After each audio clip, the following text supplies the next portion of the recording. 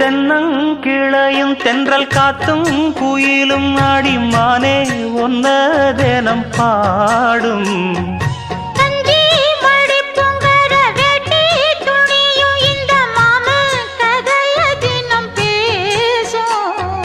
பொள்ளாச்சி சந்தையில கொண்டாந்த சிலையில சாயம் இன்னும் விட்டு போகல.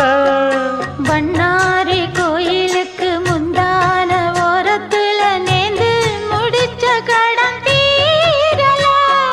மானே மானே ஒன்னத்தானே எண்ணி நானும் நாடும் தவித்தேனே. கூண்டுக்குள்ள ஒன்ன